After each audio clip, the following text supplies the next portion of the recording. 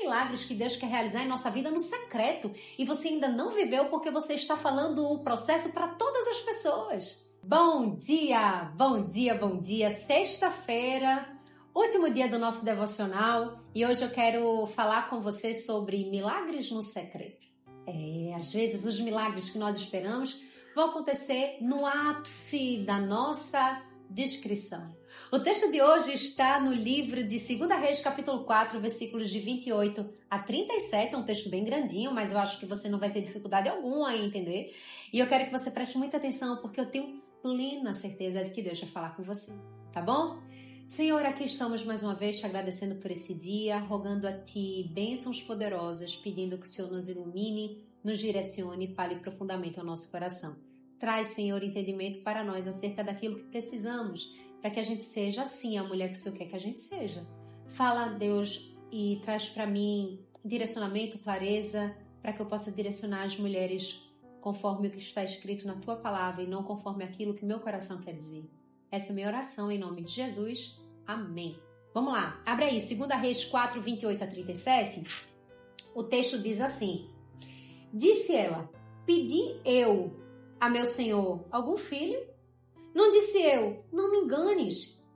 Disse o profeta a Geazi, cinge os teus lombos, toma o meu bordão contigo e vai. Se encontrares alguém, não o saúdes, e se alguém te saudar, não lhes responda. Põe o meu bordão sobre o rosto do menino. Porém, disse a mãe do menino, tão certo como vive o Senhor, e vive a tua alma, não te deixarei. Então ele se levantou e a seguiu. Geazi passou adiante deles e pôs o bordão sobre o rosto do menino. Porém não houve nele voz nem sinal de vida. Então voltou a encontrar-se com Eliseu e lhe deu o aviso e disse, o menino não despertou. Tendo o profeta chegado à casa, eis que o menino estava morto sobre a cama. Então entrou, fechou a porta sobre eles, ambos, e orou ao Senhor. Subiu à cama, deitou-se sobre o menino e pondo a sua boca sobre a boca dele e os seus olhos sobre os olhos dele e as suas mãos sobre as mãos dele, se estendeu sobre ele e a carne do menino aqueceu. Então se levantou e andou no quarto uma vez de lá para cá e tornou a subir e se estendeu sobre o menino. Este espirrou 7 vezes e abriu os olhos. Então chamou a Geazi e disse, chama a sunamita. Ele a chamou e apresentando-se ela ao profeta, este lhes disse, toma o teu filho. Ela entrou, lançou-se aos pés dele e prostrou-se em terra, tomou o seu filho e saiu. Eu sou fã dessa mulher e eu vou dizer por quê. Sabe por que eu sou fã dela? Porque ela, para mim, exala uma maturidade tão grande. Eu vou explicar por quê. E aqui eu quero bater um papo com você de mulher para mulher, tá? Essa mulher exala para mim maturidade e ela dá alguns sinais. A mulher estava sofrendo super. Ela estava arrasada porque tinha perdido o filho, certo? Mas em nenhum momento ela usa desse sofrimento para se expor. Muito pelo contrário, ela foca, como eu já falei nos devocionais anteriores. Mas nesse texto, mostra que enquanto o profeta estava fazendo o que ele precisava fazer, ela estava em outro lugar. Não diz, e a mãe estava à porta, e a mãe estava berrando, e a mãe estava desesperada. Quando, de fato, o problema é resolvido, a Bíblia diz que o profeta chama ela. Ela se lança nos pés do profeta, chora, de gratidão, pega o menino e sai. Aí você pode dizer, nossa, realmente. Mas olha como começou o texto, dizendo diferente. Maturidade não é ausência de questionamento. Maturidade não é engolir tudo que lhe acontece. Maturidade não é você ignorar seu sentimento. Não, mas é saber lidar com eles. No início do texto, o que é que a gente vê? A gente vê uma mulher que diante do profeta diz, eu por acaso lhe pedi um filho? Foi isso que ela fala com ele. Foi você que quis me dar um filho. Eu não pedi, você inclusive perguntou, eu disse que eu não queria, não precisava, não minta pra mim. Foi isso que eu falei. Não tô entendendo. Talvez ela não quisesse filho para não viver isso, O momento da perda, da separação. Mas a Bíblia é muito clara quando mostra que esta mulher, embora seja extremamente madura, ela era muito fiel aos seus sentimentos. Mas era um sentimento que ela tinha maturidade para controlá-los. Ela não questionou com grosseria, com brutalidade, não chegou. Não, mas ela chega para ele e ela, usando fatos reais e não conjecturas da cabeça dela, questiona o profeta. Tipo assim, eu lhe pedi um filho, eu não tinha lhe dito que não precisava. Ela traz um fato do passado para justificar aquele posicionamento do presente. É tipo assim, eu só tô vindo aqui falar com você porque um dia eu te disse que eu não queria.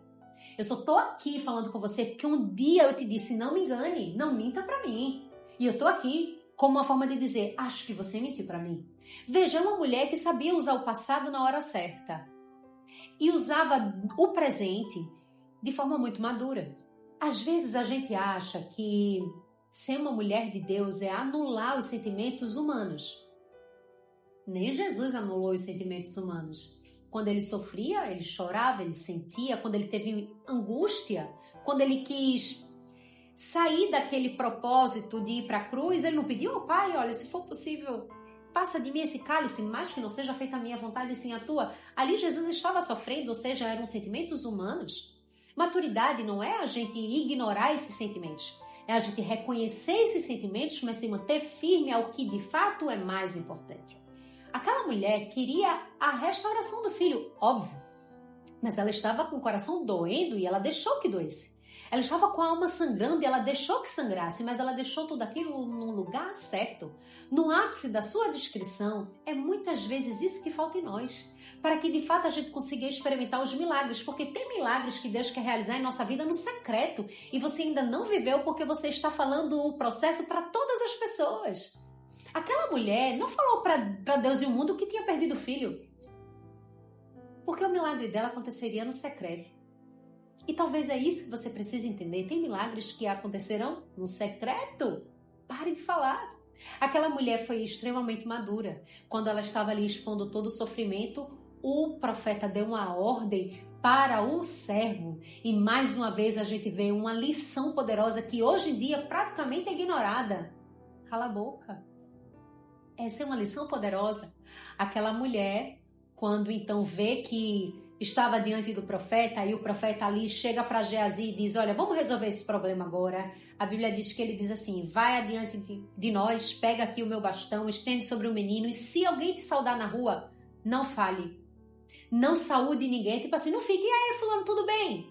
Tô ali fazendo trabalho, mas depois a gente se fala. Não, é tipo assim, foca, não saúda ninguém. Se alguém falar com você, não fale, foque.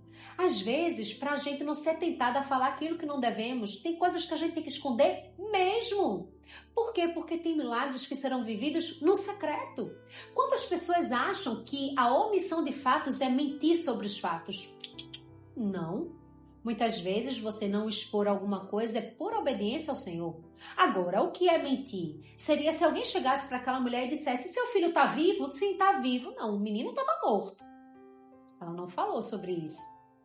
Não falar o status do filho não é mentir. É não falar.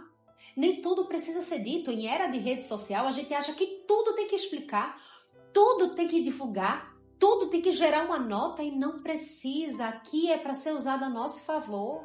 E tem coisas que, se forem usadas de forma errada, serão nada mais, nada menos do que fatos contra nós. Nós precisamos ter maturidade. Aquela mulher tinha no meio do caos e no meio do milagre. Porque não há nenhuma evidência aqui que ela saiu espalhando para todo mundo que o filho dela estava vivo. A Bíblia diz que quando o profeta vai até o encontro da criança, ele faz ali, né, todo o ritual dele para que aquela criança tornasse a viver. E ela não reage. E aí ele ora a Deus. E depois ele volta e a criança reage. A Bíblia diz que a mulher entra no quarto porque chamam aquela mulher. Ela ali, aos pés do profeta, chora diante dele, exatamente como ela fez quando encontrou ele pela primeira vez após a morte do filho. E ela pega o filho e ela sai.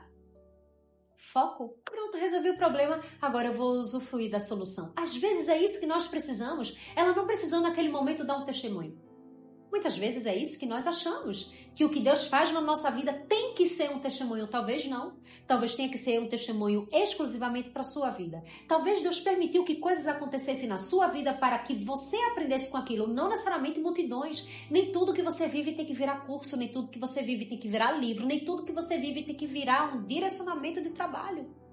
Tem coisas que são exclusivamente para o seu crescimento, não de outras pessoas. Embora Deus possa querer usar para outras pessoas, mas tem milagres que acontecem no secreto e devem permanecer no secreto. Aquela mulher pegou o filho e saiu. Acabou a história.